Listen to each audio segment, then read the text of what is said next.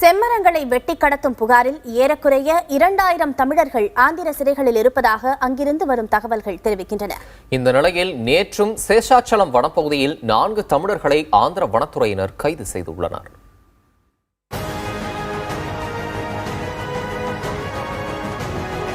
திருப்பதி சேஷாச்சலம் வனப்பகுதி செம்மரங்கள் செழித்து வளரும் இடம்.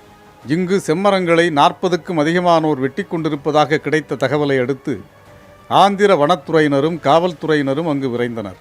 இவர்கள் காவல்துறையினர் மீது கல்வீசி தாக்கியதால் வானத்தை நோக்கி துப்பாக்கிச் சூடு நடத்தப்பட்டதாக தெரிவித்த ஆந்திர காவல்துறையினர் ஹரிகிருஷ்ணா என்ற காவலருக்கு தலையில் காயம் ஏற்பட்டு சிகிச்சை பெற்று வருவதாகவும் தெரிவித்தனர்.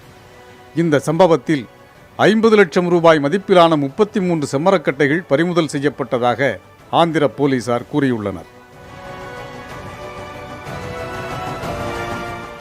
இதேபோல செம்மரங்களை வெட்டி கடத்த முயன்றதாக ஆந்திராவின் ரேணிகுண்டா பகுதியில் தமிழகத்தைச் சேர்ந்த 32 பேர் அண்மையில் கைது செய்யப்பட்டனர். இவர்களுக்கு இன்னமும் ஜாமீன் கிடைக்காத நிலையில் இவர்களைப் போல 2000 பேர் ஆந்திர சிறைகளில் உள்ளதாக அங்கிருந்து வரும் தகவல்கள் தெரிவிக்கின்றன. சுமார் 2000க்கும் மேற்பட்டவர் செம்மரம் வெட்ட வந்த வழக்கில் கைது செய்தனர். இவர்களை உரிய சட்ட ஆலோசனை வழங்கி இவர்களை விடுவிக்க வேண்டும் என்பது இவர்கள் குடும்பத்தாரின் கோரிக்கையாக உள்ளது. புதிய தலைமுறைக்காக திருப்பதியிலிருந்து நரேஷ்.